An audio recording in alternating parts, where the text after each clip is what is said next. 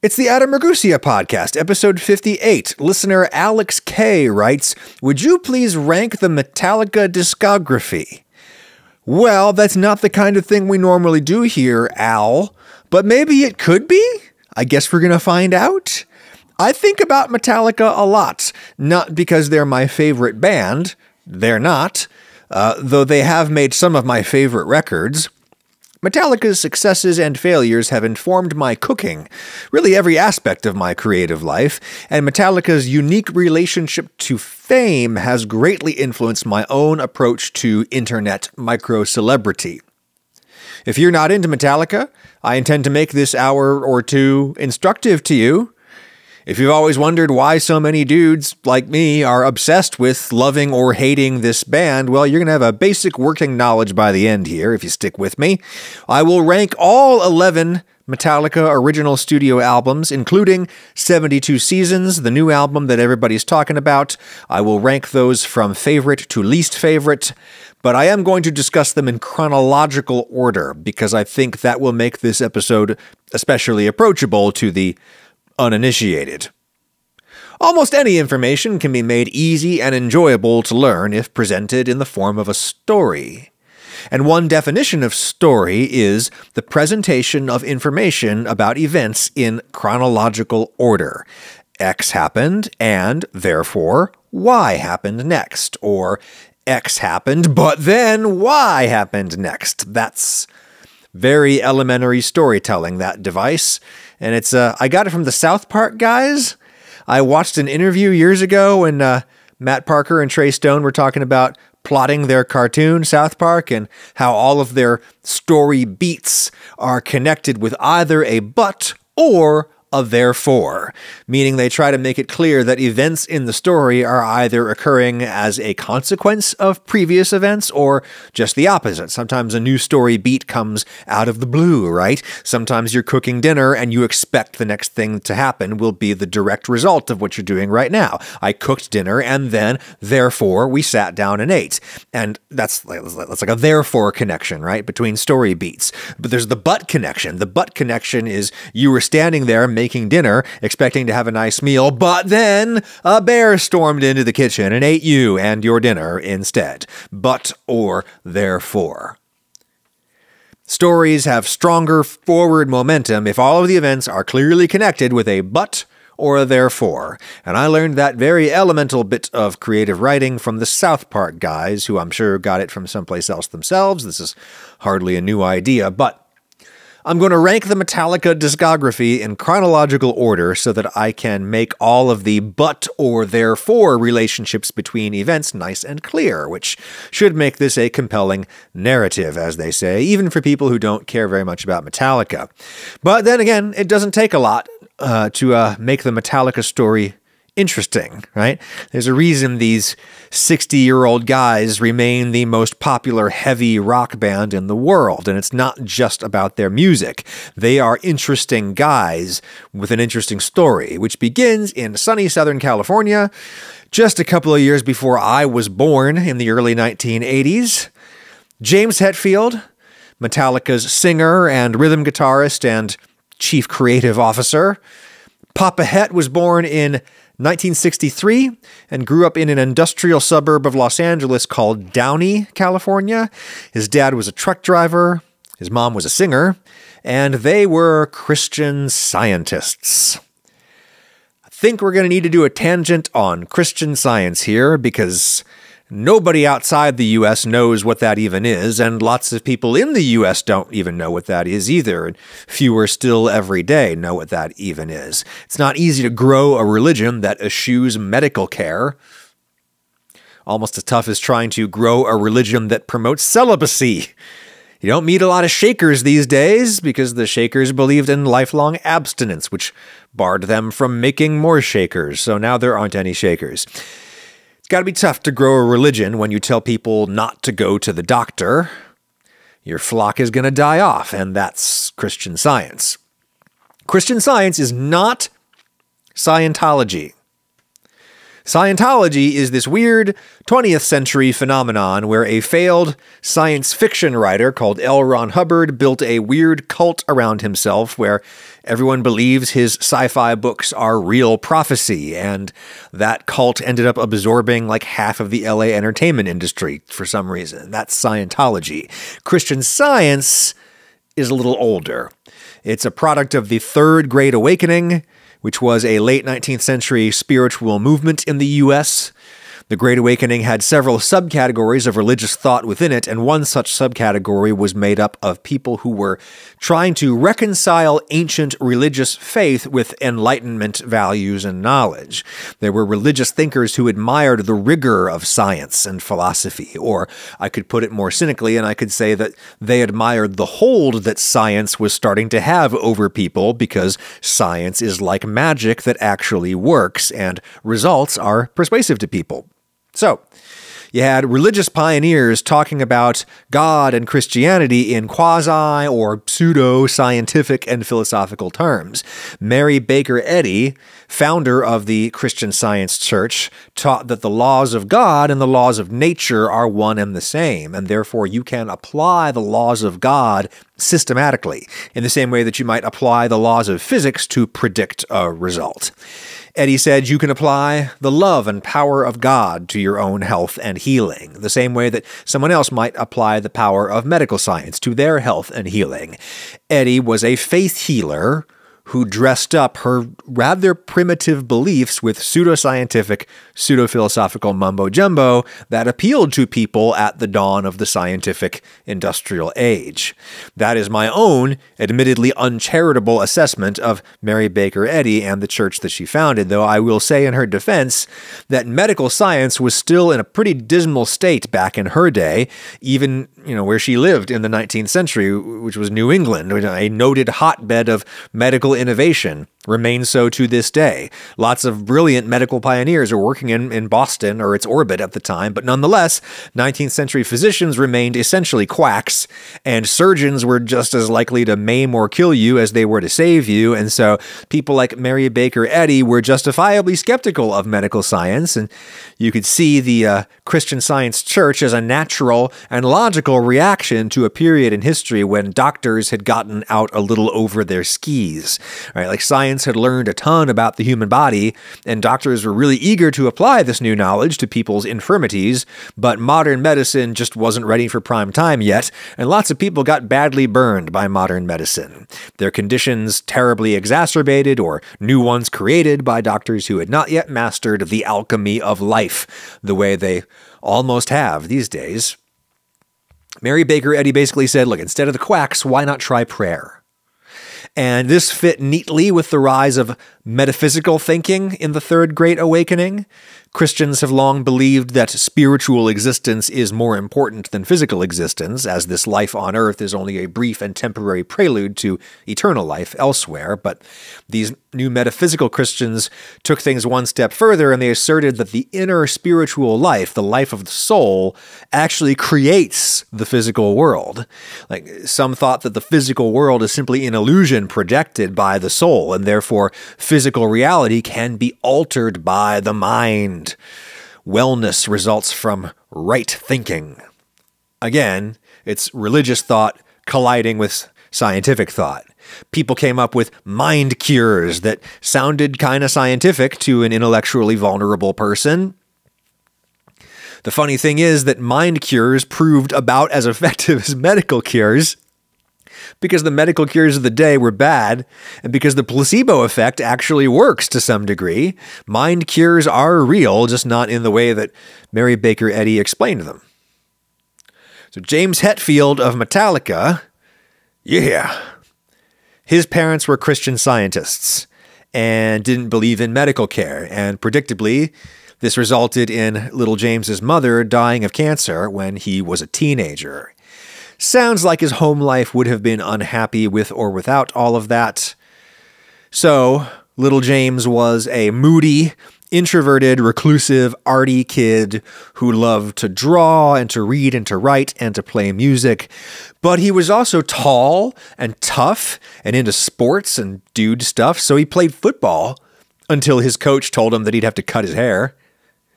And to this day, I think a secret to Metallica's enormous, enduring commercial success is that they appeal to both jocks and nerds, or jocks and goths, or emo kids, or whomever the jocks are beating up these days. Cliques who hate each other in high school can nonetheless bond over Metallica because James Hetfield is both a sensitive singer-songwriter with black nail polish, and he's an ass-kicking, beer-drinking, football-watching hetero alpha Chad. He's both of those things, all of those things, and the duality of Het is the duality of Metallica's fandom. But Papa Het might not have gone anywhere in life if he hadn't met little Lars Ulrich, the physically diminutive, hyperactive, somewhat spoiled only child of a successful Danish tennis pro named Torben Ulrich. Little Lars was going to play tennis professionally too himself, but his dad got him tickets to a Deep Purple concert in Copenhagen, and Lars was forever changed. He started playing the drums, moved to Southern California, put an ad in The Recycler music magazine, seeking other musicians to jam on Diamond Head and Iron Maiden tunes.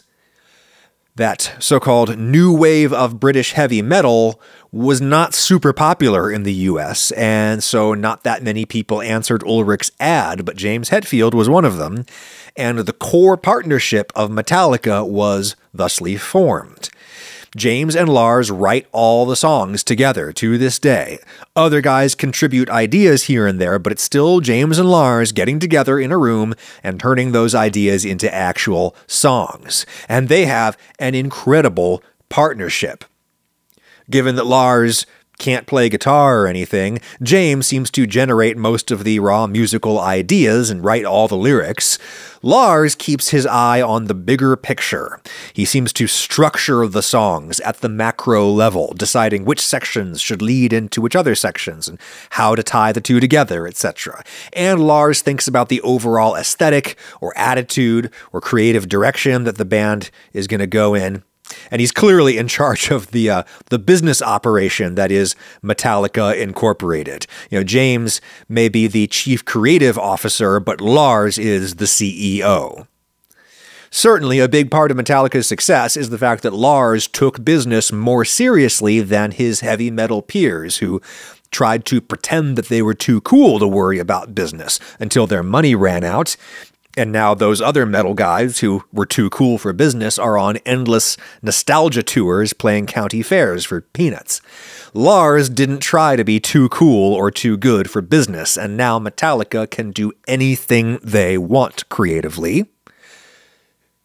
So you had James, American and working class, and Lars, European and upper class enough to understand money. Different guys, but they had the same ideas about the kind of music they wanted to hear, the kind of thing they'd never heard before. They wanted the power and the musicianship of heavy metal, but with the snarling, petulant attitude and intensity of punk rock.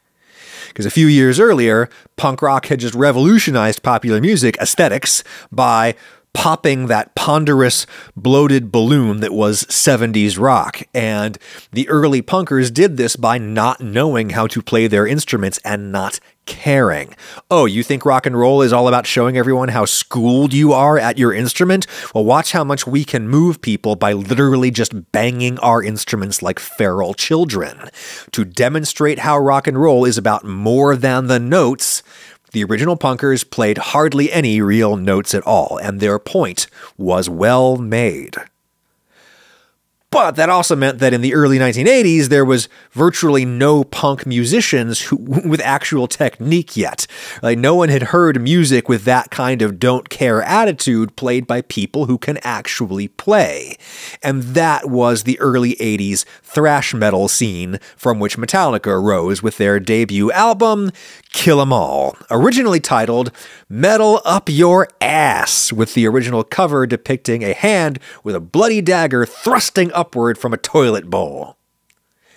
If this sounds like an album made by a bunch of 19-year-olds, that's because it was.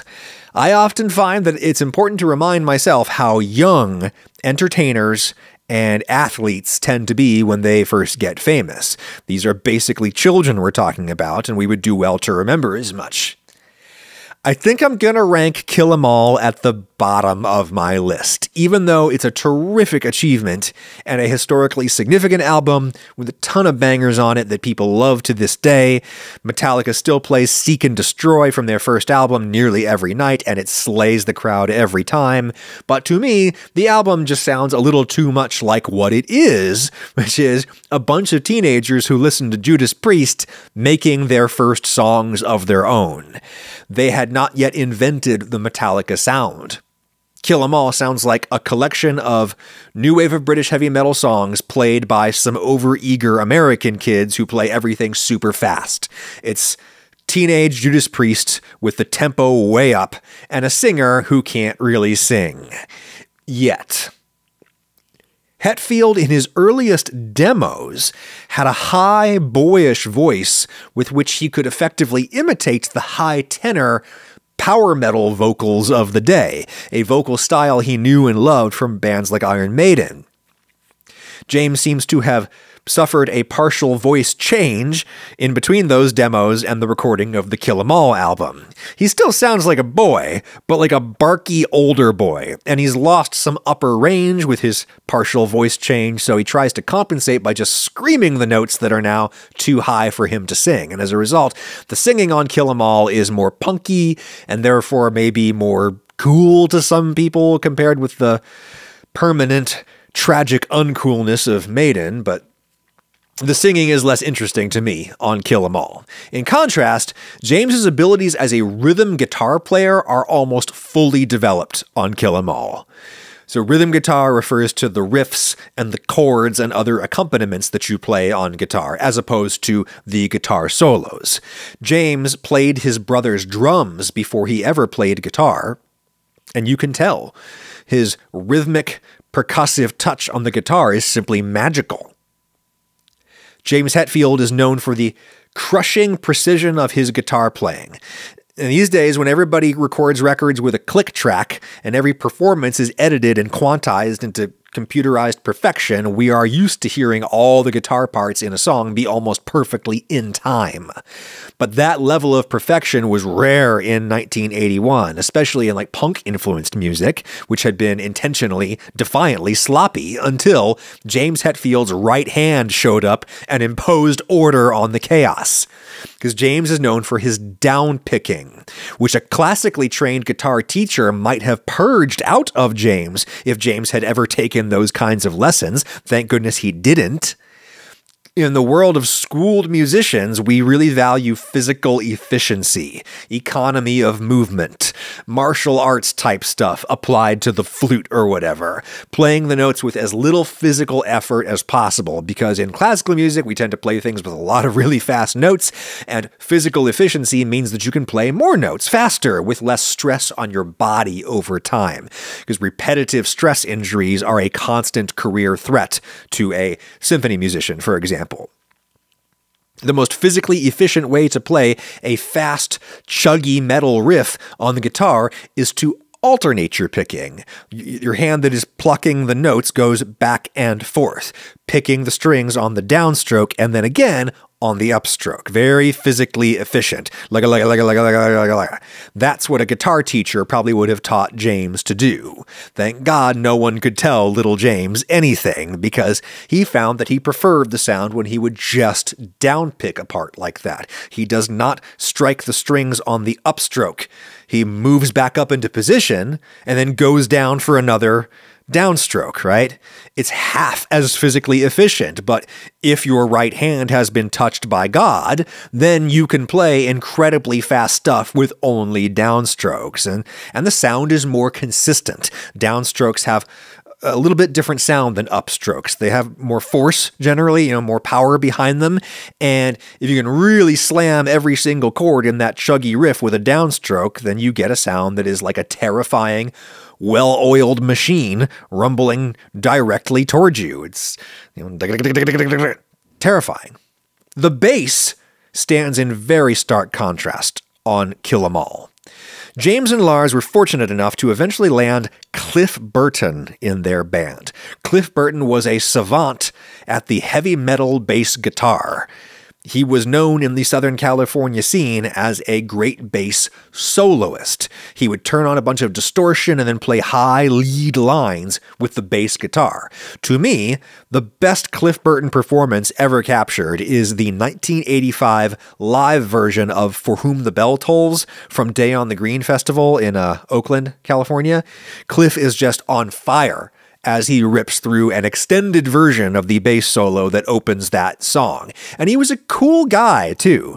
Cliff Burton just refused to accept that the 1970s had ended.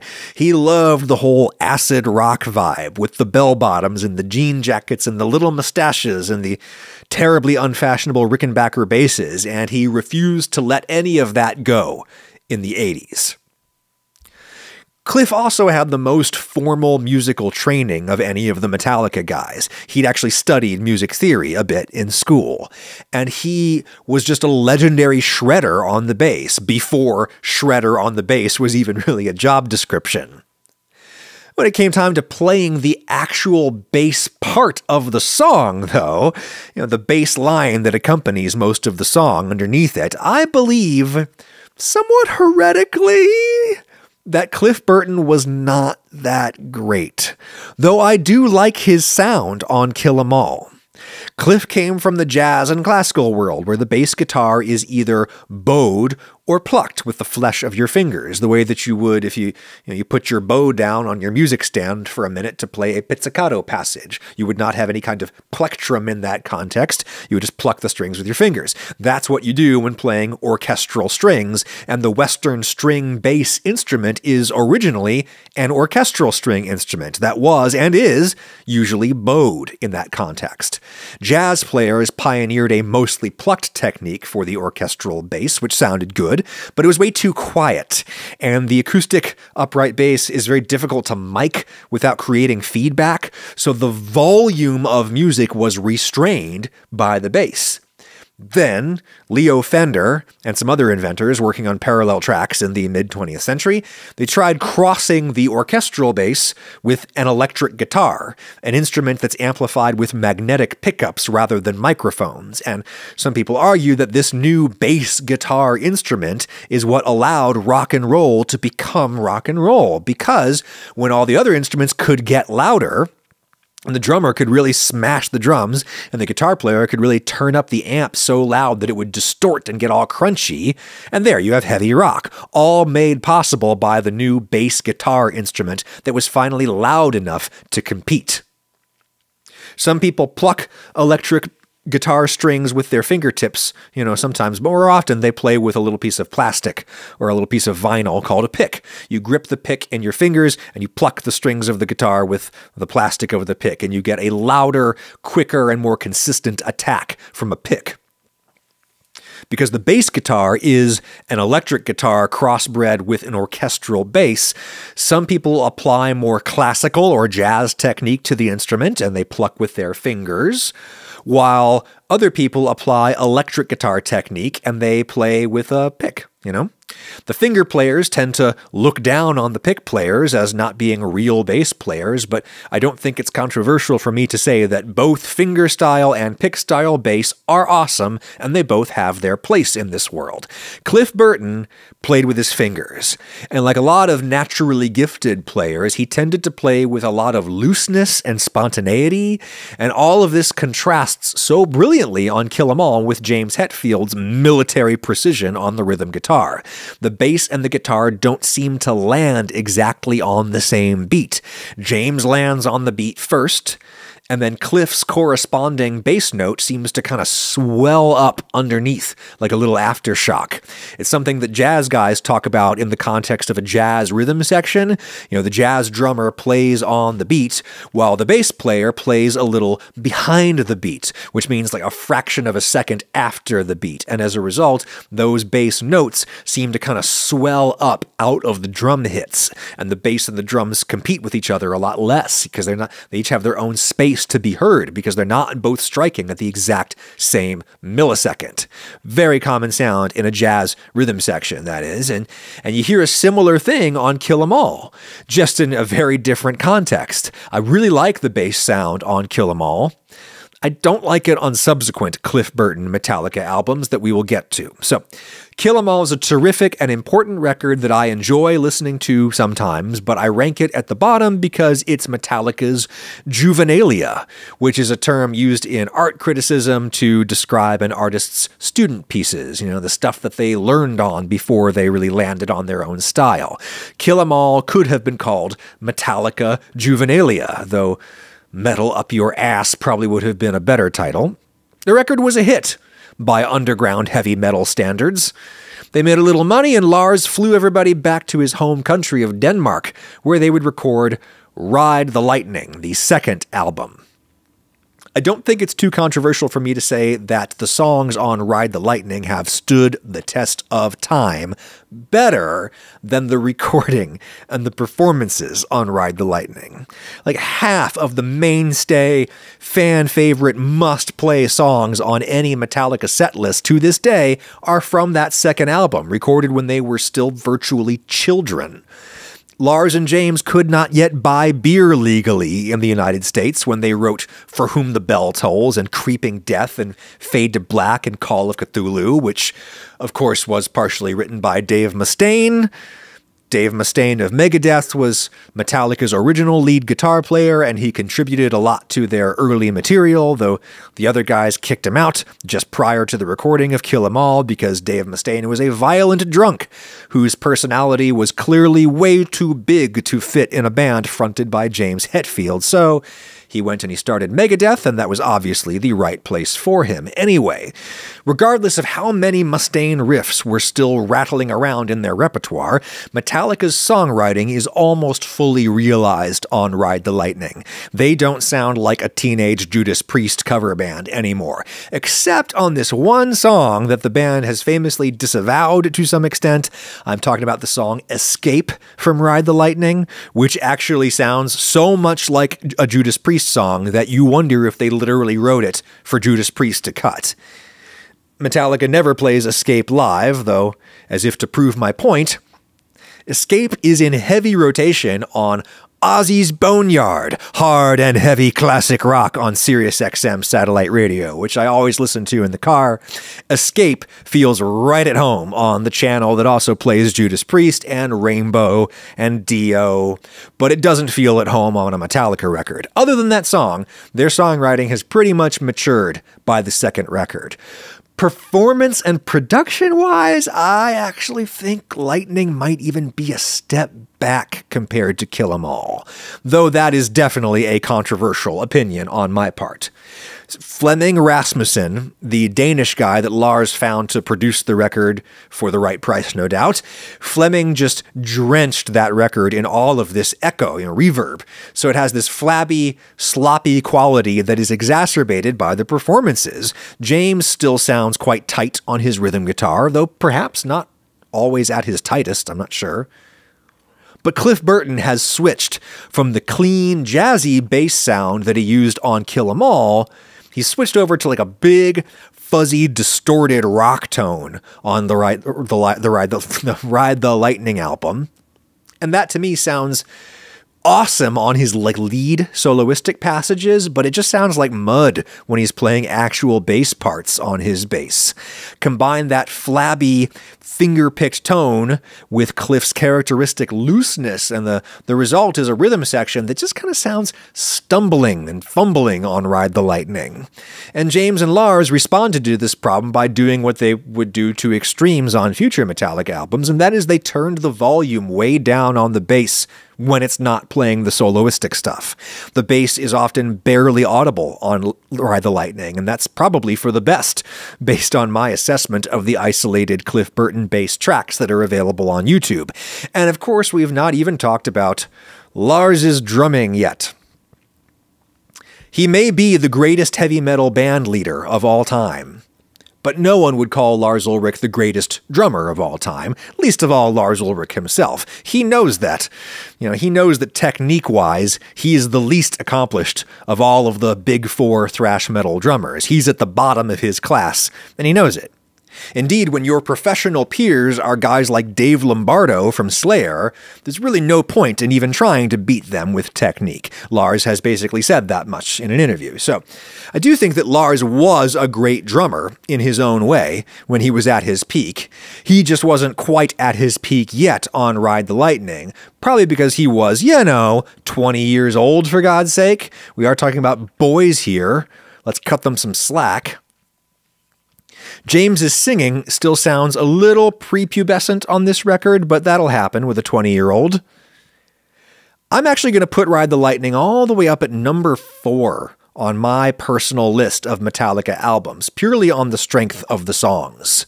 Several songs on this album are good enough to be any other band's greatest hit. The songs are starting to sound more serious at this point, big and epic instead of like little and sweaty and grimy, which is the way the songs on Kill 'Em All sound to me. And you get the first flashes of the real technical sophistication that the band would explore over the next couple albums. The first 2 songs, Fight Fire with Fire and Ride the Lightning, both feature extended passages where I am not sure where the one is.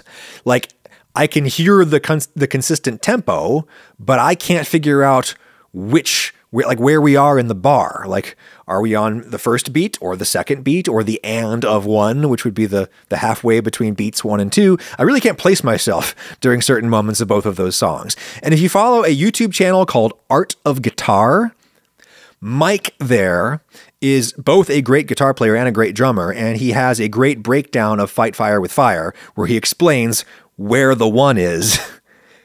I still can't hear it, Mike. But I understand on the theoretical level now, thanks to the Art of Guitar on YouTube. So, Metallica's underground fame and cred was building with their second album, and cool people knew who they were. Kurt Cobain famously loved Ride the Lightning, and I think you can hear a fair bit of early Metallica influence in Nirvana, but Metallica had tasted no mainstream success yet, so they went back to the same cold, cheap studio in Denmark to record with Fleming again, and this time, everybody brought their A-game. The stars were aligned, the band's abilities finally caught up to their ambitions, and that's when artists usually make their most exciting work, in my opinion, when they've just gotten mature enough and good enough to realize their vision for the first time. And that is the Master of Puppets album, to me. It's Metallica's masterwork, which reminds me that it's time to thank Masterworks, sponsor of this episode.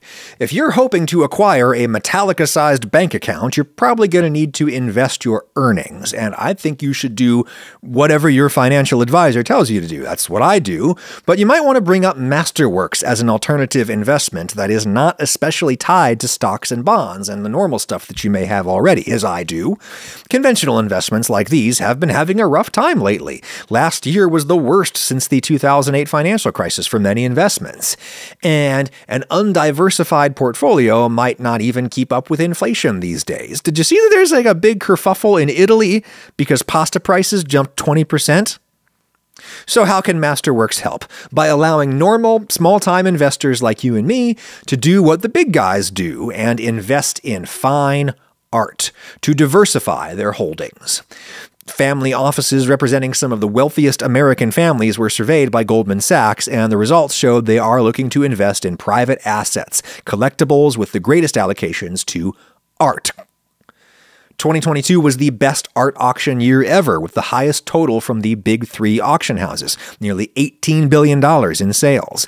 Problem with real fine art is that you generally need millions of dollars to buy a single painting. Masterworks simply allows you to buy a share in an artwork instead. They've got 700,000 users with more than $700 million worth of art under their management. They've sold $45 million worth of art thus far, and every Masterworks sale has returned net positives to investors, some quite large. As with any investment, there's no guarantee of future success, but look into Masterworks to diversify your portfolio with some fine art. Go to masterworks.art/Ragusia to get special access to Masterworks right now. Offerings usually sell out in hours, and they've had to make a wait list, so use my link instead for special access. masterworks.art/Ragusia. Thank you, Masterworks. Now, Master of Puppets. Most rankings have Master of Puppets on top, or they might rank Puppets as Metallica's #1 critical success, while maybe the Black Album is their #1 commercial success. Absolutely no one who knows a lot about Metallica would fault you for putting Puppets first. Will I rank it first? In some ways, the songwriting isn't quite as strong on Puppets as it was on Ride the Lightning. The songs on Puppets are longer and more complex and less accessible. The biggest hits on Lightning are pop songs played rough, just as Nirvana's biggest hits are pop songs played rough. There are some pop-worthy hooks on Master of Puppets, but no actual pop songs.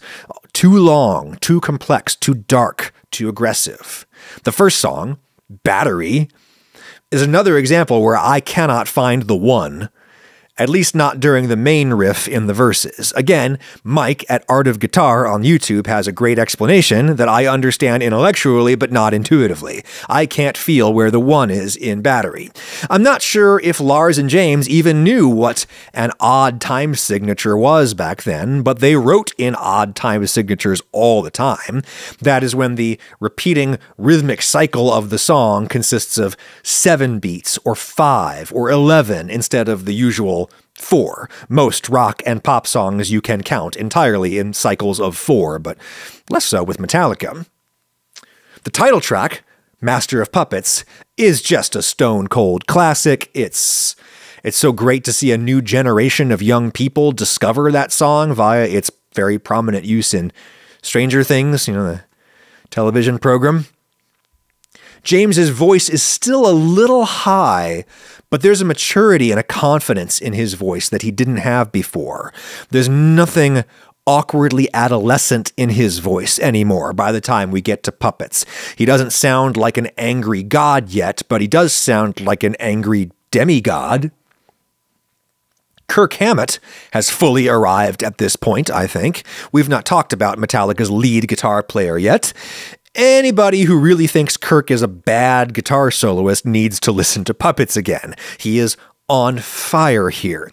His solos are melodic and expressive when they need to be, and they are ripping and dazzling when they need to be, and the solos have a lot of internal structure that reveals how worked out, how composed the solos are. The solos build in tension at the macro level. One section builds to the next, which builds to the next, and the sound, the tone of Kirk's lead guitar is just chef kiss on Puppets. I miss the days when lead guitars sounded like laser beams. There was just something so heroically futuristic about the lead guitar tones of the 70s, well, late 70s and the 80s. All of my favorite stuff is from then, basically.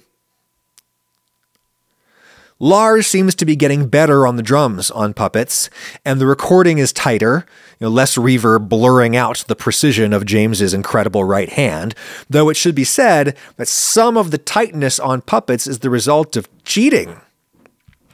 Flemming Rasmussen, the producer, has said that he had the band record the title track a half step lower so that he could speed the tape up a little bit, and the result sounds unnaturally precise because it is. Not even Metallica can play Master of Puppets cleanly at album tempo, and they prove as much night after night.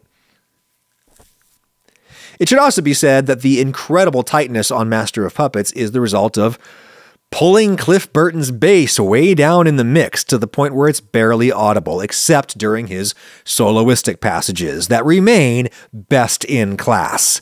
But when he's just playing the bass part, Cliff Burton's fuzzy, finger-picked sound is just not up to snuff for this kind of music.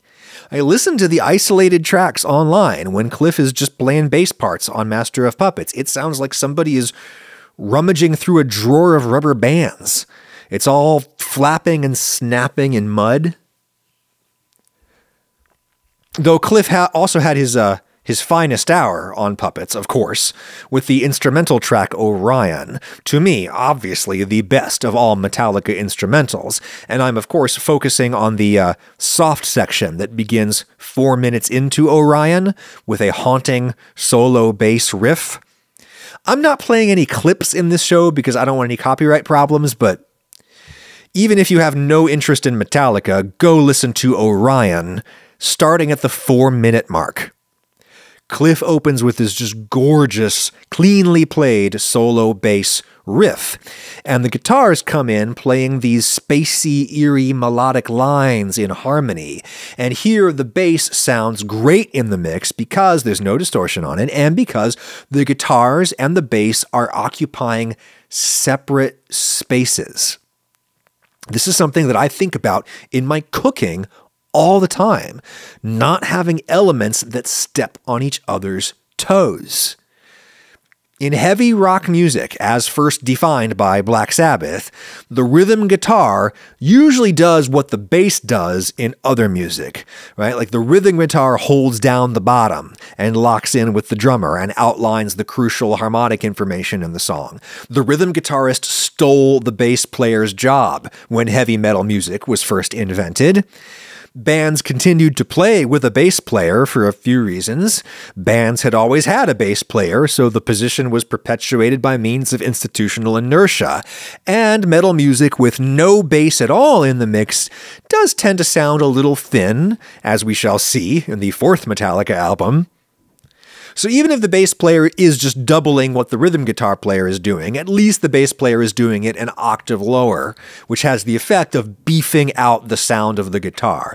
And that may be a good enough reason to keep the bass player around in metal, but especially as guitarists started to tune their instruments way down in the late 1990s, and then as like 7 and 8 and 9 string guitars became all the rage this century, guitar players were playing lower and lower, and I've always loved how the band Animals as Leaders, arguably the template-setting band for all of the modern progressive gent metal bands out there today, Animals as Leaders was just like, why do we need a bass player? We have 2 guys playing extended range guitars. We can cover the bass lines ourselves, thank you very much. It's rather like Ray Manzarek, the organ player in The Doors. He was like, I have a left hand, so why do we need a bass player? You don't need a bass instrument to play the bass part. I'll never forget my composition professor in college, Paul Barsom. He and I were talking about this piece that I was working on that was for piano and some other instrument, and I was like, I'm hearing like a low part here. Should I add some kind of bass instrument to this ensemble? And Paul was like, if you want bass, you have it. And he just slammed the low A on the piano in his office, and his point was well made. If you listen to a piano player and a bass player fighting over the same space, example of that would be the first Ben Folds 5 record, which is a great record, but Ben got better in his later years about like playing up higher on the piano to leave the bass player some room to work unmolested. Perhaps he got better about that because he was his own bass player on later records, and Ben Folds rips on the bass as well as he rips on the piano, and that's really saying something. In metal music, heavy metal, the bass players and the rhythm guitar players are constantly duplicating each other's effort and stomping on each other, which muddies the low end, and it detracts from the power of the total ensemble because there's wasted effort. You got 2 guys playing basically the same notes, same part. If I'm developing a recipe, I want to keep the ingredients minimal for all kinds of reasons, and you can get more out of a short list of ingredients if you select things that will each sing in their own register and not duplicate each other. I don't know why so many recipes call for both leeks and onions. Like, a leek is a kind of onion. It gets you oniony flavor, and a globe onion is just going to overpower the relatively subtle leeks. The soft section of Metallica's Orion tastes bigger, sounds bigger than the whole rest of the album, even though it's the soft, slow section. It sounds so big, starting at the 4-minute mark, because the bass and the guitars are not duplicating each other. The bass is handling the bottom end accompaniment entirely by itself. There is no rhythm guitar doubling an octave higher. At least not until later. The guitars are all just up higher in the register, playing these melodic lines in harmony with each other. You're getting more parts out of the same instrumental forces, and it sounds big. Other reason this section of Metallica's Orion sounds big is its use of development. In classical composition, development is what it's really all about. Development in music composition is when you take a previously heard idea and you change it a little bit to make it grow or to make it point in a new direction. Just listen to any fugue by Bach. He'll play a little melody. This is called the subject. Then he'll develop it by transposing it, moving it up or down, while he plays a counter melody against the subject called counter subject, and then he'll start turning the subject upside down, or stretching it out, or making new melodies out of identifiable tiny chunks from the original subject. J.S. Bach almost never repeats something without developing it. In contrast, modern popular music is filled with undeveloped repetition, where the band just plays the same riff exactly the same way 4 times before they move on to the next section. And there was no particular reason to play it 4 times, except that events in rock music usually add up to 4, and that feels natural to us, perhaps because we are bipedal animals. We walk in an even meter, as opposed to all those 3-legged creatures who walk in an odd meter. Anyway, learning how to develop musical material is probably the most useful skill that you get in classical composition training. Classical music is not the end-all, be-all, but it is really good at this thing: development. And I'm not sure if Metallica even fully remembers how they wrote Orion, and who wrote what, but James has said many times that Cliff's classical training really came to bear on Orion. That soft section of Orion has lots of development. Riffs and sections don't just repeat on endless unchanging loops. They grow and they change and evolve and build in a way that keeps tension growing and growing. It's probably Metallica's best section of music, and I wish they could remember how they did it, because repetition without development has been a consistent blight on their songwriting ever since Cliff Burton died, which he did just a few weeks into the supporting tour for the Master of Puppets album. They were riding in a cramped tour bus through Sweden. No one was very comfortable, so Cliff and Kirk drew cards to determine sleeping arrangements. Cliff drew the higher card, so he got to claim the good bunk, previously occupied by Kirk. The bus crashed in the night, causing Cliff to be crushed underneath it. The other guys in the other bunks were uninjured. That'll mess up an already messed up young person's psyche, surviving your best friend that way. Traumatized but too young and hypermasculine to really talk about their trauma, James and Lars and Kirk held auditions for a replacement much too swiftly, and they choose a new bass player named Jason Newsted, who was then the bass player and, people forget, the primary songwriter in the thrash band Flotsam and Jetsam. Jason was a really different guy for the band. Cliff Burton was a little too cool to be in Metallica. Like, James and Lars had to convince Cliff to join. Jason, in contrast, was like if the groupie was allowed to join the band. No one was a bigger Metallica fan than Jason Newsted, and he had a lot of boyishly naive energy, even though he was like the same age as the other guys. He was maybe a little bit more sheltered, having grown up on a farm in Michigan. James once described Jason as having the punter vibe, and I would love to know what he meant by that.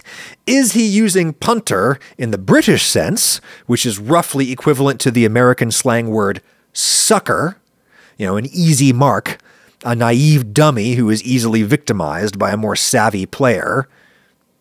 James Hetfield is a man who has traveled the world, so it's not crazy to think that he would have picked up some British slang. But he's also a football fan, American football, gridiron football, which has a player position known as the punter, who is one of the few players in this ostensibly foot-oriented ball game who actually kicks the ball with his foot.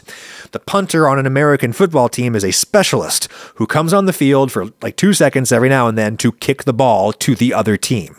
That's his only job. And so the punter tends to be physically smaller and weaker than the other guys on the team, and he doesn't play that many minutes in a game, and the other guys tend to look down on the punter a little, and so maybe that's what James Hetfield meant when he said that Jason Newsted has the punter vibe. I don't know. Wish I knew. There is something small and boyish about Jason Newsted, even though he's taller than Lars and as old as James. They attributed this wide-eyed affect to the fact that Jason was a fan of Metallica who got to be in Metallica, and that the other guys resented him for this. They resented that Jason hadn't earned his place in this successful underground band. He hadn't helped build it with them. He just walked into it. And he was living his dream by being in Metallica, while the other guys were living in a kind of nightmare, having suffered the trauma of Cliff's death, which they blamed on Jason on some level. Cliff was gone, and this punter was now in his place, and so maybe it felt to the other guys like Jason had stolen Cliff from them, the way a child blames their step-parent for the loss of their birth parent. And Jason was a really different bass player compared to Cliff. Jason played with a pick instead of his fingers. He says he did this to get maximum volume and to be heard over the drums on the crappy little amp that he started with. Jason played with a pick, and he was not a soloist.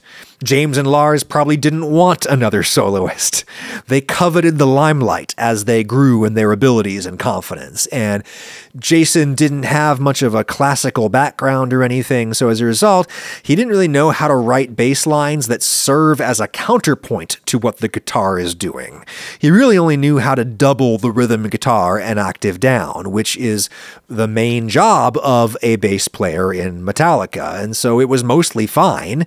In fact, on their normal chugging textures, I think Jason's pick playing was actually a better fit for Metallica than Cliff's fingerstyle playing. The pick is more precise, especially when you're playing loud and fast, and so Jason could really lock in with James's right hand, and they achieved just crushing power between them. Plus, the attack of the pick on the bass strings makes a kind of clicking sound when you play with a lot of force, and that click sits really well in a heavy metal mix. It gives a lot of sharp attack to beats that the whole band is landing on. Like, the first thing you hear is that click.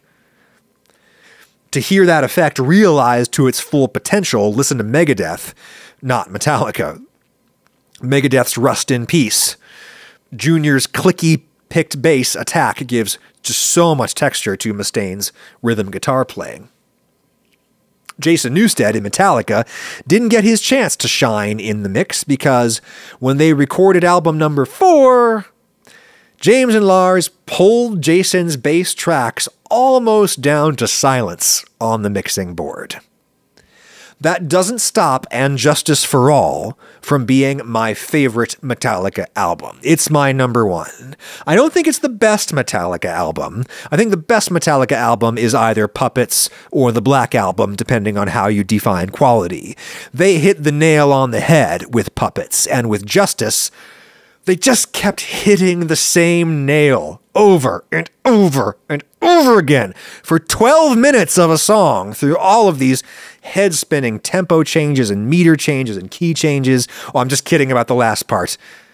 Metallica songs are always in E minor. Anyway, when Metallica made Justice, They made puppets, but more musically progressive, harder, faster, darker, bleaker. They were obviously not in a good headspace when they made this record about how there is no justice in the world.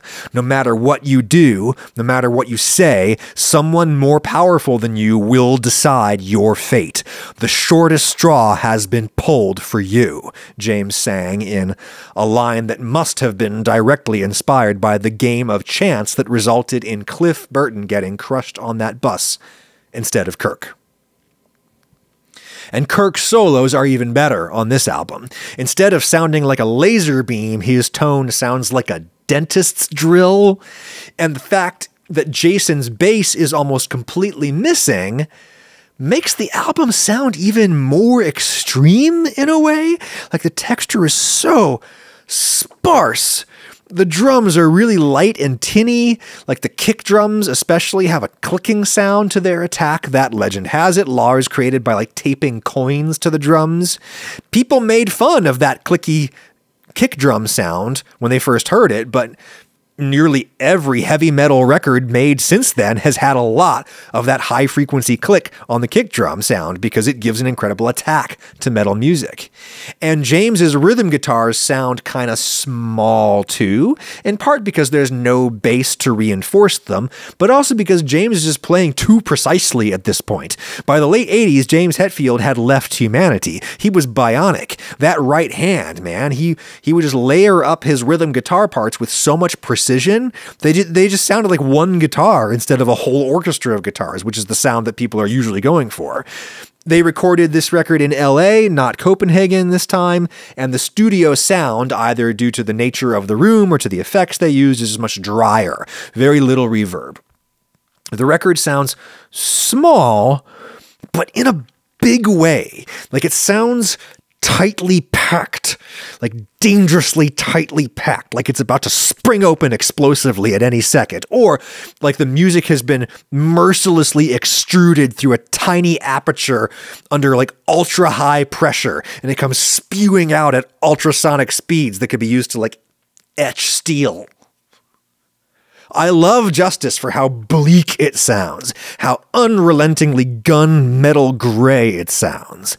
And some Adam Ragusa fans may have noticed that before I blew up on YouTube making food, I posted a number of other videos on non-food topics, including my own attempt to mix Jason's bass back into a song from Justice. Blackened, another song where I can't figure out where the one is during the main riff, which was written by Jason, by the way. Metallica has a pretty good track record of finding special people for that bass player slot in the band. If you need to find special people to do a job, consider hiring with Indeed, sponsor of this episode. If you're hiring for your business on your own, you're basically trying to find a Jason Newsted in a haystack. That's like a whole second job. You need Indeed's matching platform to find who you're looking for. Indeed is the hiring platform where you can attract, interview, and hire all in the same place. More than 3 million businesses worldwide use Indeed to hire great talent fast. It's 4 times more hires than all other job sites combined, according to Talent Nest 2019. With Indeed Instant Match, more than 80% of employers get quality candidates whose resume on Indeed matches their job description the moment they sponsor a job, according to US Indeed data. Once you've got some matches, you can reach out to those people through Indeed, which makes it way more likely that they're going to actually apply for your job. You can do a virtual interview through Indeed. You can administer skills tests, assessments. Even better, Indeed is the only job site where you only pay for applications that meet your must-have requirements. Start hiring now with a $75 sponsored job credit to upgrade your job post at Indeed.com/Ragusa. Offer good for a limited time. Claim your $75 job credit now at Indeed.com/Ragusa. Terms and conditions apply. Need to hire? You need Indeed. Anyway, Adding the missing bass back into the Justice album. I'm not the first person to attempt a Justice for Jason remix. The isolated tracks are available on the internet thanks to the Rock Band video game franchise. Those games only work if the individual instruments can come in and out of the song based on how well you play the game.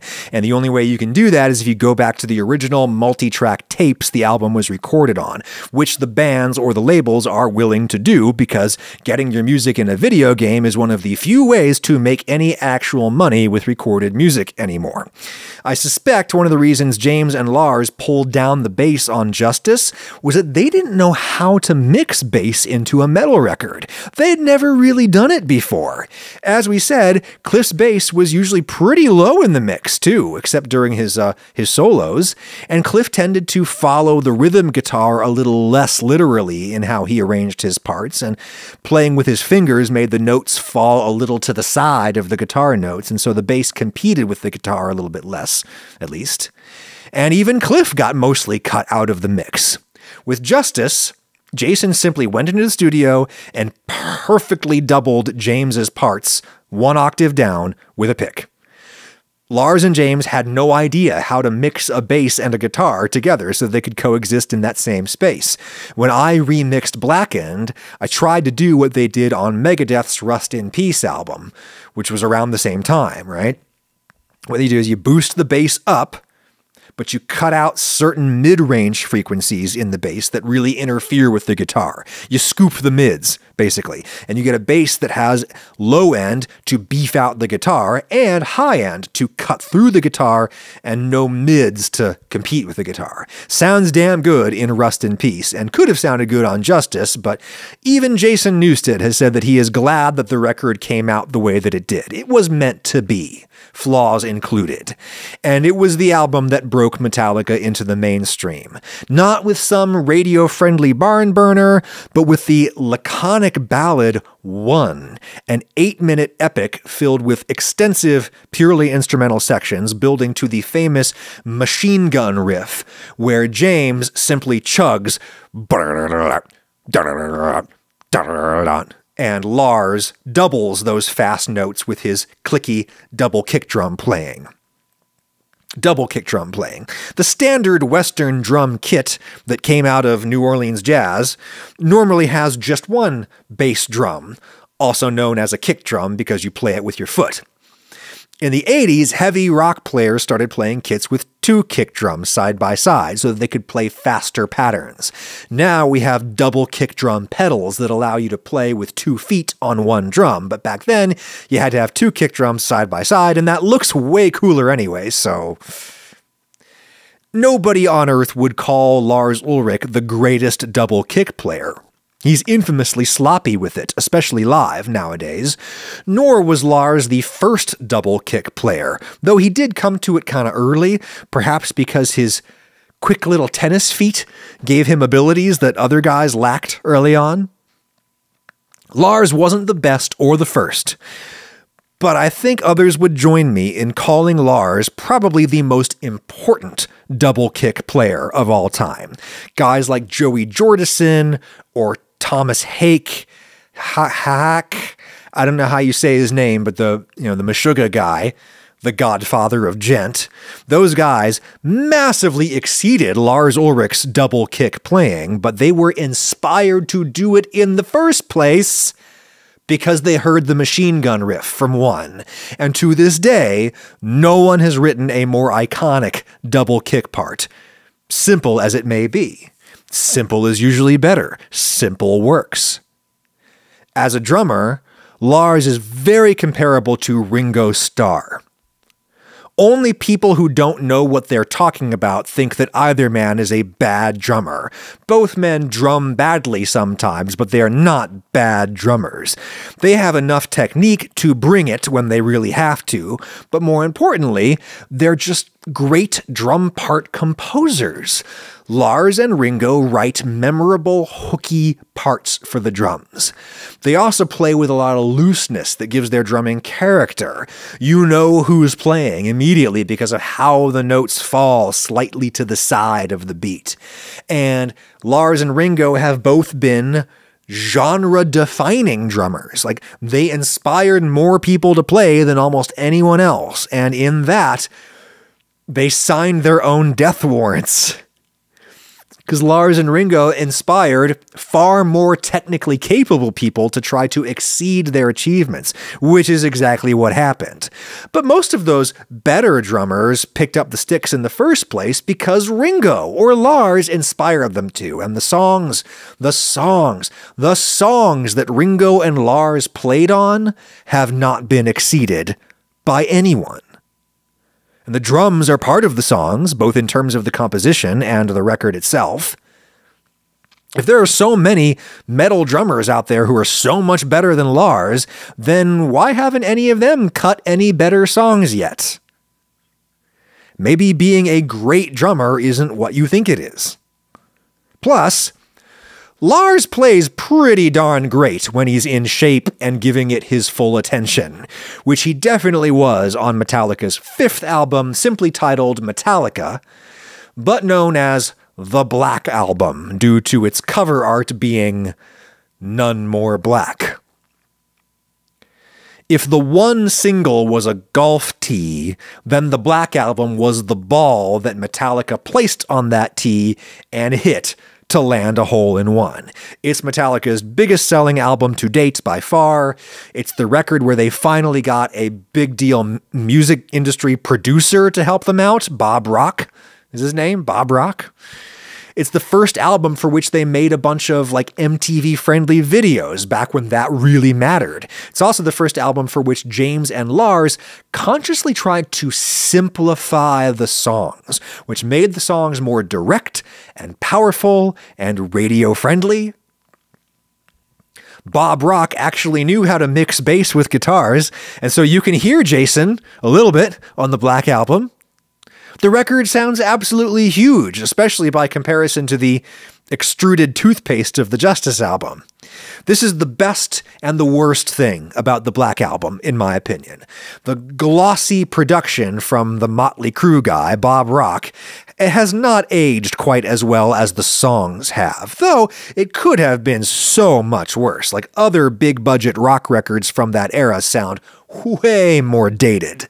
And in a funny way, simplifying the songs made them more sophisticated because it forced James and Lars to actually develop ideas instead of simply repeating them and moving on to the next one. Metallica songs from the beginning until today are usually assemblages of different riffs. James writes the riffs, with Kirk kicking in a few, and then James and Lars arrange those riffs in a sequence that forms the bones of a song. They figure, riff A and riff B are in a similar tempo, and they have a similar key and a similar vibe, so they might sound good in the same song together. So let's do riff A 4 times for the intro, and then we'll do riff B 4 times for the verse. That's how James and Lars sketch out the bones of songs. And who am I to say that they're wrong? I mean, look at the scoreboard. Metallica has sold a few more records than Adam Ragusa. But when they sat down to write the Black Album, James and Lars said, what if we build a song around one riff and one riff only to make it simpler and more to the point and more memorable? That works. And you can just repeat the same riff over and over again for an entire song, but that's not super interesting. Eventually, you want to make new sections. And the only way you can do that without writing a new riff is to develop the riff that you already have. And thus, James and Lars did more compositional development on the Black Album than they had done since Cliff Burton died. Their biggest hit ever, the first song on the Black Album, is the perfect example. Enter Sandman. It started as this big riff written by Kirk. You probably know it. It's iconic. It's the boom, boom, right? And to make a lighter introduction, James played that Sandman riff a little differently. And to build tension for the pre-chorus, he played the riff intro style but transposed up a whole step to create a little modulation. It's debatable whether the phenomenon that Metallica calls a modulation is really a key change, which is what modulation usually means in music, or it could just mean, a chord change is maybe what they mean when they say modulation in Metallica, just chord change.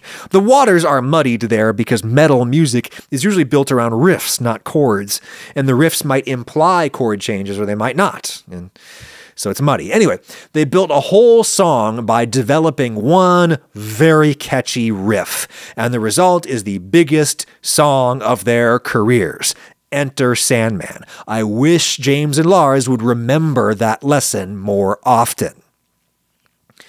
I listened to the Black Album nonstop when I was a kid, as most kids in my world did at the time, whether they wanted to or not.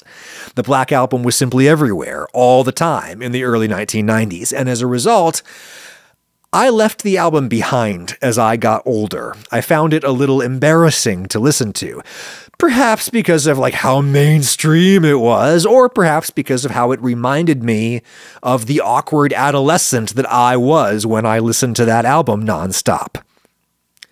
It's also worth mentioning that half the songs on the Black Album are undisputed stone cold classics that would have to go on any best of compilation, while the other half of the songs on the Black Album are some of the most forgettable work of their entire careers. I don't know how or why that happened, but the yawning gap between the killer and the filler on the Black Album is wider than most such gaps. Whatever happened to The Struggle Within or Of Wolf and Man? Those songs are forgotten. Well, meanwhile, all you have to do is go taka-taka, and half the people in any room will start air drumming Sad But True. If all of the other metal drummers are so darn great, how come none of them has come up with a drum hook more memorable than the one from Sad But True? Maybe Lars Ulrich just understands the job description a little better than those other guys. I can't deny the power of Sad But True, or The Unforgiven, or Nothing Else Matters. If you haven't seen it yet, you gotta pull up this clip from the Howard Stern show from a year or two ago when Metallica was on at the same time as Elton John, because they had collaborated on something forgettable. But in this Howard Stern clip from last year, or whatever it was recently, Elton John got into talking about Nothing Else Matters, Metallica's big ballad from the Black Album, and Elton John called it one of the greatest songs ever written. That's Elton John saying that, and whether you love Elton John or hate him, he's one of the most successful songwriters of all time. And in this Howard Stern clip, you can see the weight of what has just happened slowly fall on James Hetfield's brow. James realizes in real time, on camera, that one of the undisputed greatest songwriters of all time just called his song, James's Little Ballad, one of the greatest songs of all time. You watch the weight of this wash over James's face as it happens, and he starts to weep. Papa Het, the big strong metal man, cries when he learns how highly Elton John regards a Metallica song. It's really something to watch. You got to go watch that clip. I can't deny the power of the Black Album, even though it embarrasses me a little, which is why I'm going to rank it at number 3. Black Album comes in at 3. Puppets is 2. Justice is 1. Kill 'Em All is way down at the bottom for me at 11. Even though I still like that album, it's just not the Black Album. Everything changed with the Black Album. Metallica became extremely rich and famous, and they toured the world constantly for years to consolidate their gains. People came to feel that they knew Metallica in a way that they'd never known any other rock band before, because when they recorded the Black Album, they invited the guy who directed the Beastie Boys' Fight for Your Right to Party video, Adam Dubin, to come into the studio and to produce a documentary about the making of the Black Album. It was called A Year and a Half in the Life of Metallica. It really did take that long to make the Black Album. It was a relentless process where everyone involved strove for absolute perfection. And Lord, there was drama. Lars was a visionary, but also an enfant terrible, and he would have hissy fits and stab his drums with the sticks in the middle of a take and do all kinds of things like that. But because Lars is a freaking visionary, he knew that inviting cameras into the inner sanctum would make Metallica more popular, even if it made them look bad. Everybody knows that now. But back in 1991, before the social internet, it took vision to see that lifestyle vlogging, which is essentially what that documentary was, lifestyle confessional vlogging might diminish you in some ways, but it will get more people interested in you, and eyeballs equal money. Metallica has published an embarrassingly intimate behind-the-scenes, fly-on-the-wall type documentary for most of their albums since. That's how we know so much about their songwriting process. They roll camera as they write. And in my estimation, Metallica's public image has never fully recovered from this unprecedented transparency, or exhibitionism, you might call it. Metallica were a bunch of scary dudes in the 80s, intimidating, scary dudes, and now nobody's scared of Metallica as people.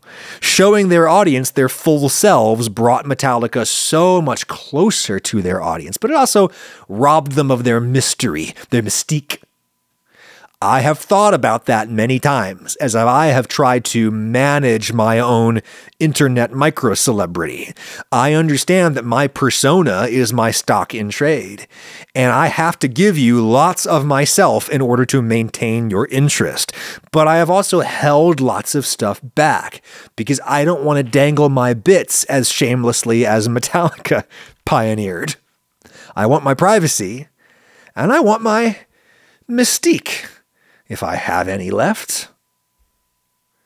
It's good to leave people wanting to know a lot more about you, and that's something that I learned from Metallica. Well, and from Prince, in a different way.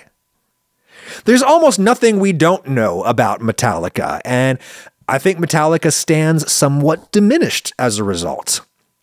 Not commercially, though. Commercially, Metallica has been on top ever since that Monster Black Album tour that went on for 4 years, I think. And when it was finally time to start writing a new record, James and Lars were different people, ready to do different things. They had taken extreme progressive thrash past its endpoint with Justice. They'd taken pop metal past its endpoint with the Black Album. So what was going to be next? Well, the Reload era is, in many ways, comparable to the Beatles' White Album era. You know, lots of bands have a record like this that follows a record on which they'd exhausted themselves. Like the Beatles went for perfection on Sgt. Pepper, or at least Paul did. That's really Paul's album, but it's their most ambitious single statement, other than arguably the Abbey Road album, but Abbey Road was later. The Beatles exhausted themselves delivering the highly refined, highly distilled record that was Sgt. Pepper. And so, when it was time for the Beatles to make the White Album, they didn't distill a single thing. There was no quality control, deliberately so. They just wanted to vomit music. All the pent-up ideas from India that they couldn't cram into the highly reduced sauce that was the Pepper album.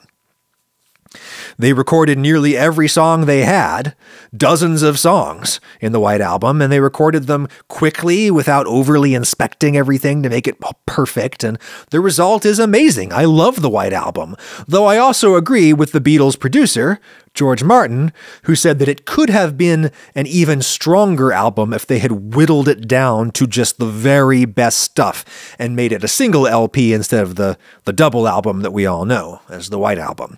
I'm quite glad that the double White Album exists because I love most of those songs, but if I imagine a single record that's only the very best stuff from the White Album, I can't deny what an accomplishment such an album would have been. So here's Metallica in the mid-90s, biggest band in the world, money coming out of their ears, nothing left to prove, and so they wanted to make their White Album. They'd exhausted themselves forging the near perfection of the Black Album, and they wanted to relax and just play and do some songs that don't have to be perfect.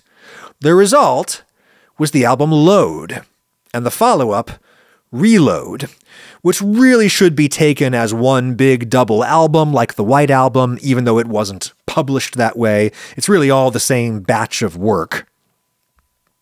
And the legacy of the Load, Reload era is probably, on balance, negative, especially among the core Metallica fan community.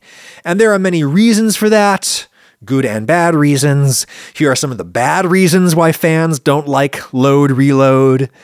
The Metallica boys cut their long hair and started wearing designer clothes and black eyeliner, in which they looked undeniably great in the prime of their physical lives in their early 30s, I guess that would have been. But Metallica fans distinguished themselves from like hair metal fans by just wearing their scuzzy blue jeans and their t-shirts. Metallica was supposed to be a blue-collar band, and all of a sudden they didn't look like a blue-collar band anymore, and that freaked people out. Another bad reason people dislike 90s Metallica is that they changed their musical style. Now, I classify that as a bad reason because Metallica really didn't change their style. They can't write like anybody else even if they want to. They don't know how to write songs other than Metallica songs. Yes, there are a lot of mid-tempo songs on Load, Reload, but there were a lot of mid-tempo songs on the Black Album. The best songs on that album are all mid-tempo songs.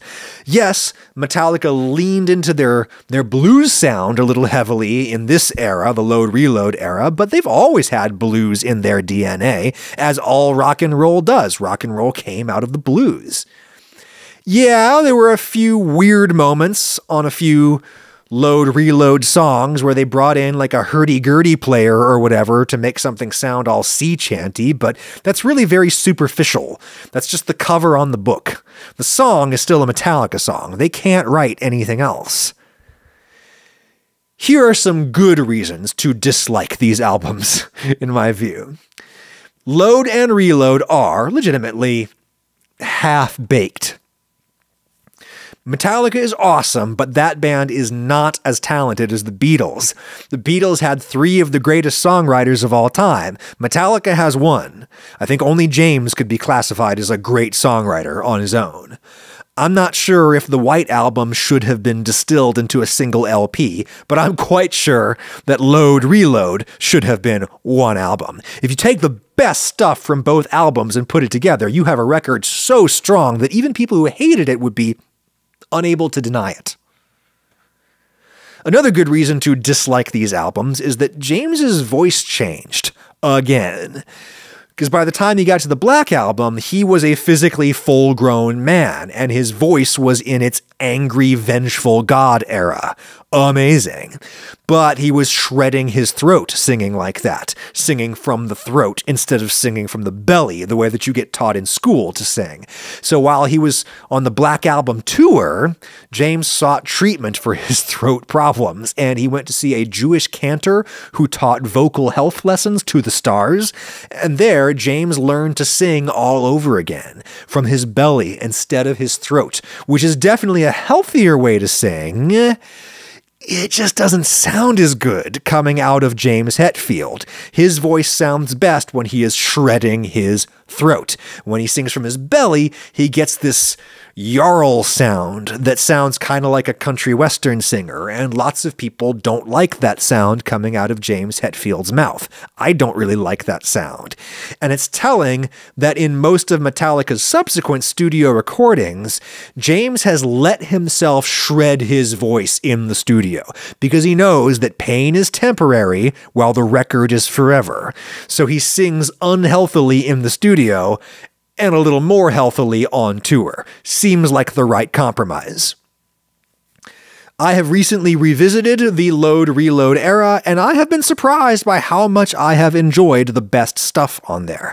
The best stuff has a terrific swagger that comes from the band playing live in the studio a lot more instead of, tracking each instrument individually all the time and making each one perfect. Also, Kirk plays rhythm guitar on these albums, not just lead guitar. On most other Metallica recordings, James plays all the rhythm guitar because he wants that hyper-precise sound that only James Hetfield's right hand can achieve.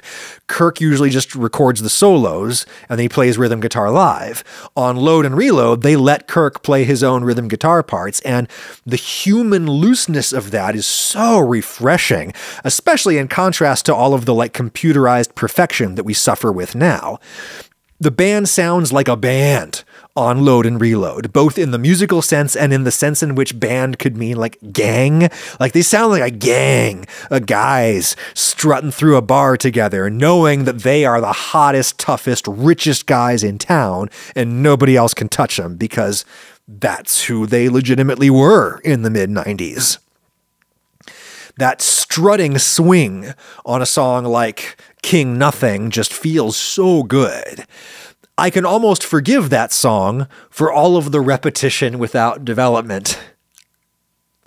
One unfortunate byproduct of success is overconfidence. And this is the point in Metallica's career where they decided that no one could tell them anything. We're the biggest heavy band in the world, and if we just repeat this riff 8 times without developing it, people are going to buy that, so it must be good. Even if smart people like Bob Rock tell us that, hey, maybe we should take out a few repetitions. We're Metallica, and the buck stops at James and Lars. So I am going to put Load at number 7 on my list, and Reload I'll put just below at number 8. Just because I think it has 1 fewer hit songs on it, but that's really arbitrary. We're going to go faster through the second half of Metallica's career, which is what comes next. I think this is the clear dividing line between the halves of the career. Their next record was Saint Anger, at the bottom of most people's lists, widely regarded as Metallica's worst full-scale studio album. And yeah, I think Saint Anger probably is their worst album, but it's not my least favorite Metallica album. There are things I like about Saint Anger. Metallica were lost and out of ideas following the creative vomit that was Load and Reload. And James's drinking was out of control, and his then wife kicked him out of the house to dry out and rehab. Jason finally quit the band. I'm surprised it took him that long. Jason's departure was a major blow to the band's live shows. He brought more energy and dedication to the live show than the whole rest of the band combined. The crowd loved his backup vocals, which were really good in his early days in the band when his voice was a little higher. Jason sang beautifully with James early on, and when he got older, he just started kind of barking into the mic, but it was still super cool and people loved it. The fans always loved Jason because Jason is a lovable person, and also because he was the fan in the band. Jason was the fans' proxy. I once heard somebody describe Jason Newsted as the union rep on the board of Metallica Inc., and I wish I could remember who said that because it's just great writing.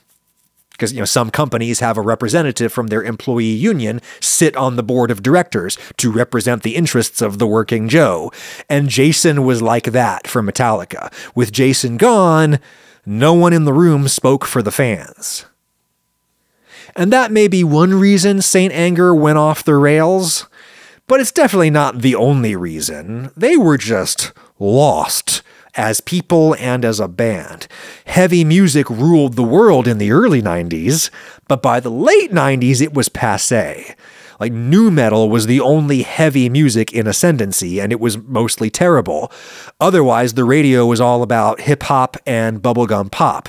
And rightfully so, in my opinion. Pop and hip-hop were legitimately much more vibrant at this point, and remain so to this day, in my opinion, even though I am a metal guy until the end.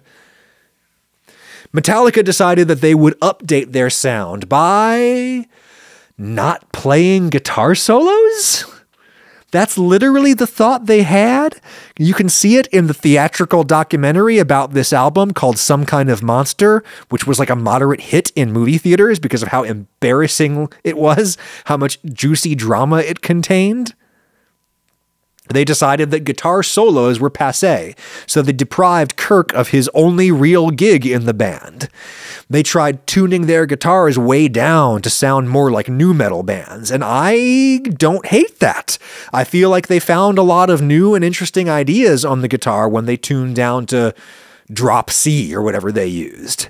I also like Lars's snare drum on Saint Anger, and I'm one of the few people in the world who will say that.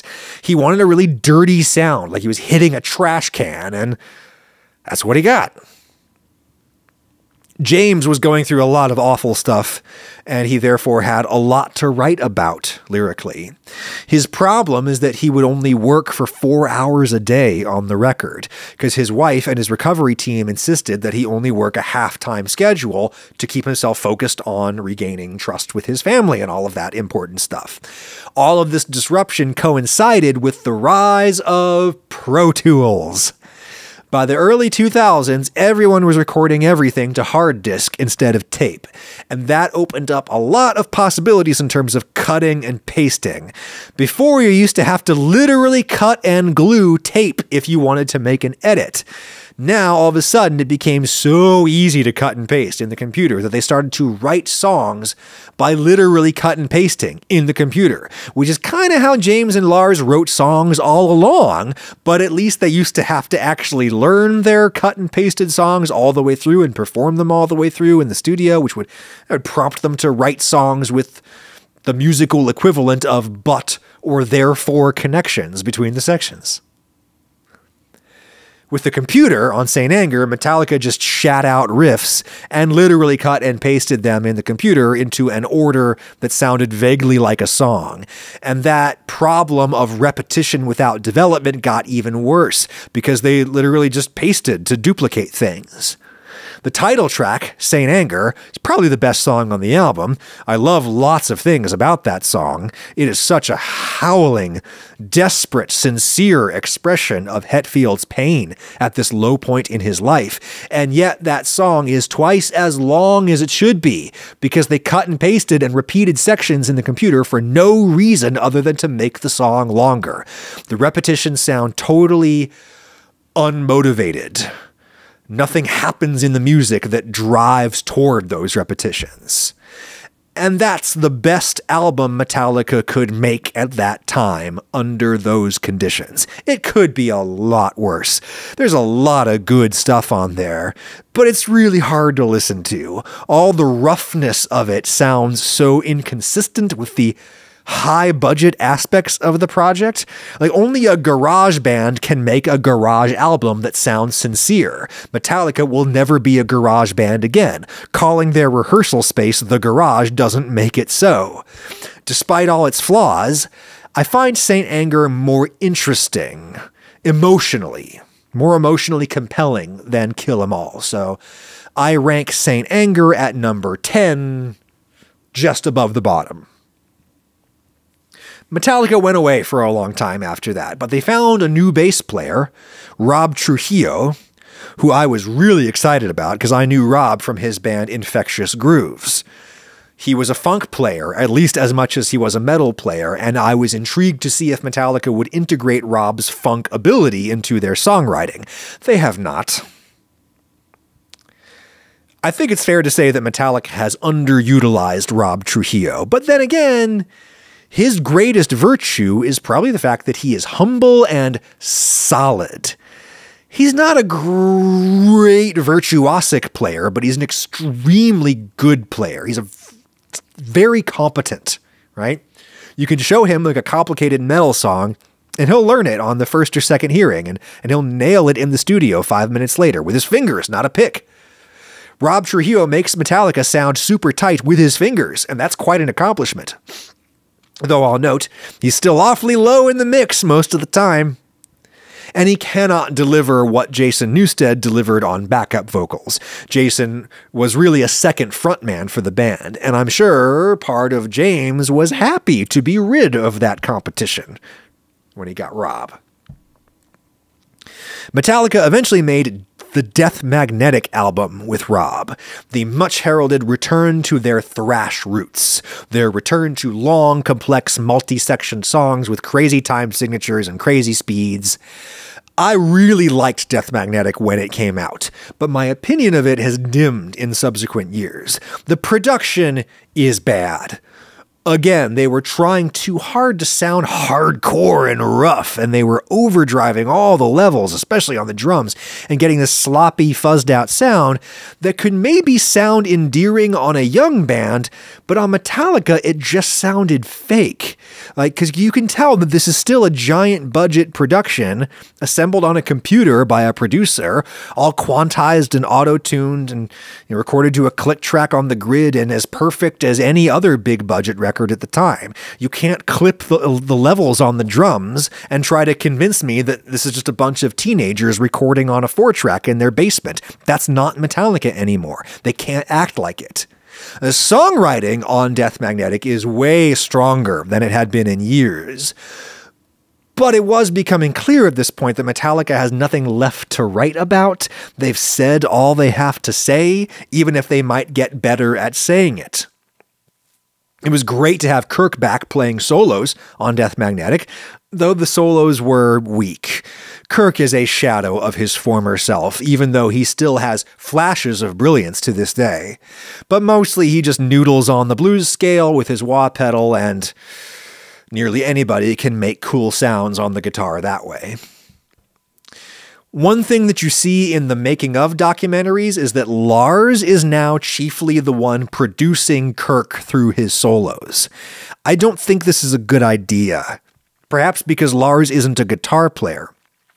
Bob Rock is a good guitar player, and he legendarily pulled amazing solos out of Kirk by pushing Kirk out of his comfort zone. Lars never pushes Kirk out of his comfort zone because Lars doesn't really know what that is on the guitar.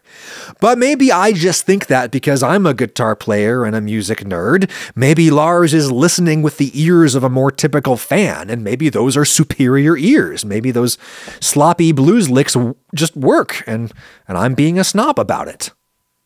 But I rank Death Magnetic at 6, no higher. Middle of the pack for Metallica albums. A few years later, they made Hardwired to Self-Destruct, which I think was an enormous improvement in the production. Let Metallica sound expensive, I say. And Hardwired is a really polished album with a big, giant snare drum sound.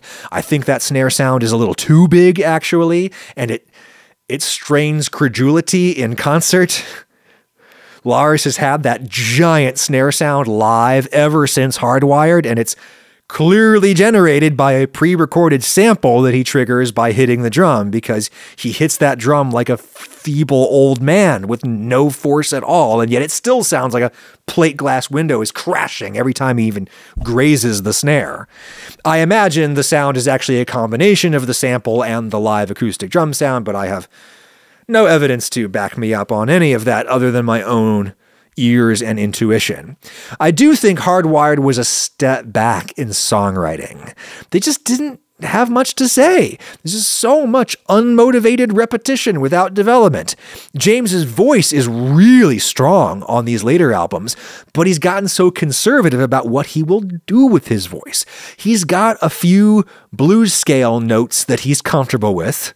The Lemmy notes, I call them. The tonic, flat 7, flat 3, and the 4. Most of James's melodies are in the Lemmy box nowadays, and that's boring. I wish James would work with a producer who pushes him to write more memorable vocal lines. But two of my favorite Metallica songs of all time are on Hardwired, Atlas Rise and Spit Out the Bone. I'm awfully glad Metallica kept making albums because I'm glad to have those two songs, even if the rest is real forgettable. In many ways, Metallica have been left behind by the kids that they inspired. Metal music has moved so far beyond this in its sophistication and technique. Listen to Metallica side by side with Polyphia, or Polyphia, or however you're supposed to say that. Listen to Metallica side by side with the Gent kids, and Metallica will sound like children's music. It's so simple. But Metallica remains on top, in part due to pure inertia and commerce, but also because Metallica is still better at writing actual songs than really any other metal band. I know this is some bitter old man shit, but I think that Glenn Fricker has it right about modern metal. Glenn, if you don't know, is an old metal producer in Canada who has a great YouTube channel called Spectre Sound Studios, and Glenn's message to young metal musicians today is stop writing music and start writing songs with memorable, singable melodies and words and compelling chord progressions that build tension and release over time. Don't just write riffs and solos. I think Rick Beato has made the same basic point many times on his channel, and maybe we're just three bitter old white men and everybody should ignore us, but it's definitely true that if you want to reach a lot of people, your best bet is to do that with a great song, not a great new flashy guitar technique or whatever. And Metallica remains better at writing songs than most other metal bands, though I fear that they have gotten worse at it. And this leads me to the new Metallica album, 72 Seasons. I'm so disappointed by this record, I'm very sad to say. I am not a hater. I really wanted to like this record, but it really seems like a continuation of the decline that I observed in Hardwired. There's nothing left to say. Drums too loud in the mix because Lars is in charge, and James is singing great, but writing boring melodies that are almost entirely in the Lemmy box. You got Kirk phoning it in most of the time on his solos, Rob playing really solid, but never really stepping forward and claiming his space in the band. And I think you can only blame James and Lars so much for that at this point. It seems to me Rob is not stepping up, creatively speaking. As like a team player in the band, he's still killing it. He seems to be a really positive force within that organization. I got to interview Rob Trujillo once for NPR. Real sweet, thoughtful guy. I wish he would find a way to do more in Metallica, musically speaking. What's worse on 72 Seasons is a certain smallness creeping into the songwriting. Like the songs just feel slight, like there's not much there. That's been an issue for Metallica before. Metallica has lots of songs where the chorus might have worked better as a pre-chorus, you know, building to the actual chorus that they should have written. This is a terrible example on some level because it's a massive hit song that everybody loves, but when I first heard Enter Sandman, I remember thinking, where's the chorus? And if you watch the awesome YouTube channel Drumeo on YouTube, there is a hilarious video they did where Larnell Lewis plays Enter Sandman for the first time. Larnell Lewis is the drummer for Snarky Puppy. He's like a top shelf jazz and fusion player. Metallica drumming is way beneath Larnell, and he claims to have never heard Enter Sandman before. I believe that he'd never sat down and listened to Enter Sandman before, but surely he'd heard it before. Anyway, the guys at Drumeo played Larnell Enter Sandman and challenged him to learn it, and in the video, Larnell is listening to the song, and as it gets to the chorus, he says, pre-chorus, okay. And then he's like, oh wait, that was the chorus. And I laughed, and I felt vindicated because I've always thought that song was missing its chorus and would have been even bigger and more legendary if it was a little bigger of a song with more content, you know? It's hardly the worst example in the Metallica catalog. It's just a familiar one. And they have lots of songs where the chorus is just like the whole band stops and rests for a couple of beats while James barks the title of the song, and that's the chorus. The first single off of 72 Seasons, Lux Aeterna, I was hoping was going to turn out to be the weakest song on the album. Turns out it's maybe the strongest. And it's got a cool little riff that is pleasantly reminiscent of really old school new wave of British heavy metal. It's got a cool, catchy little verse. And I like how the lyrics are about, you know, burning bright until the very end, full speed or nothing, the light eternal. And the chorus is just Lux Aeterna, Lux Aeterna, right? 3 notes. squarely in the Lemmy box. That's fine. Those are 3 big notes, really high in James's register, so it's really impressive when he nails them. But if I were producing Metallica, I would say to James, okay, well, what comes next? What comes next in that chorus? Let's keep the ball rolling on that chorus. Let's not call it done yet. What can it build to? Could it go Lux Eterna, Lux Eterna,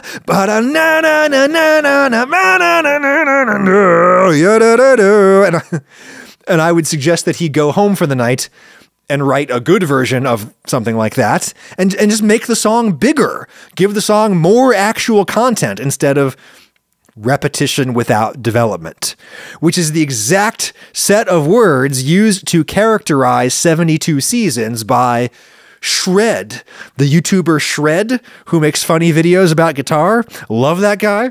He's obviously very schooled about music, even though he likes to portray himself as a dumb metalhead. But Shred literally said, repetition without development in his review of 72 Seasons. And I felt vindicated again because that's always been the problem with Metallica, or a problem with Metallica, in my view. Now Metallica has lots of other problems, and I don't see any solutions. The only hope I have for one more great Metallica record is if they can reunite with Bob Rock. I would love to see Bob and Metallica saddle up for one last ride. I'd love to see them go off into the sunset together, given all that they've achieved back in the day. And what a decent guy Bob Rock seems to be. Bob Rock seems like the only human being left in this world who could speak creative truth to James and Lars and be heard. So if I were Bob, I would call him up right now and I would say, guys, let's do the Black Album again. And we're not going to make the same record, but we'll work on it as hard as we worked on the Black Album. Let's leave everything we've got out on the field. Let me push you guys out of your comfort zone to write bigger songs that are more worthy of your power as a band. It's gotten too easy for you guys. You're like Paul McCartney now. It's too easy for you to toss off songs that are good enough. You need to make it hard again. And James and Lars would probably say, nah, we're rich and popular, and we have a lot of fun making the records that we make without Daddy wagging his finger at us for writing too many songs in E. And, you know, so be it. So shall end the story of Metallica, most likely, and that's just fine. They've done far more top-quality work than really any other heavy rock band, including their idols like Sabbath. They have earned the right to just make fun, thrashy little songs they like to play if that's what they want to do. I may be putting 72 Seasons at number 9, just above Saint Anger, but for a different opinion of Lux Eterna, go back to that Drumeo channel on YouTube and watch them play Lux Eterna for Thomas Lang. Thomas Lang is this big, muscular Austrian drummer who has an accent like Arnold, and yet he's also a total nerd, like totally unthreatening, adorable music nerd who just happens to be a total powerhouse, in the words of the singer for Dream Theater, for which Lang auditioned after Mike Portnoy left. I think they didn't hire Lang in Dream Theater because he was just too good. Thomas Lang is arguably the best drummer in the world right now, certainly in like the rock and metal world, though he's also a killer jazz and pop player. This man is all technique, all schooling. He's even better known, arguably, as a drum educator than as a drummer. He's basically the polar opposite of Lars Ulrich, and yet, when Drumeo asked Thomas Lang to learn Lux Eterna on the spot and to play it back, Thomas Lang just had the best time playing this song. It is such a fun video to watch. He just loves the song and he loves playing it. He says, you know, it's like old Iron Maiden or something. And he says that like it's a good thing, which I suppose it is. I love old Maiden too. Thomas has clearly been itching to play something so straightforward and aggressive, and he kills it in his own Thomas Lang way. Though I will point out, he does not replicate the little double kick drum like flourishes that Lars does leading into the on the fourth bar a lot in the verses, or leading into the verses. Cool little flourish that is. Lars still got it. Those double kicks sound awesome when he puts his mind to it. His mind and his little tennis feet. The time has come for me to walk right out of here on my tennis feet, such as they are. Thank you for indulging me on this topic, those of you who did. Maybe we'll do more episodes like this in the future if people liked this. Tell me what I should talk about at askadamquestions@gmail.com. Askadamquestions@gmail. Keep that metal up your ass. Make good choices. I'll talk to you next time.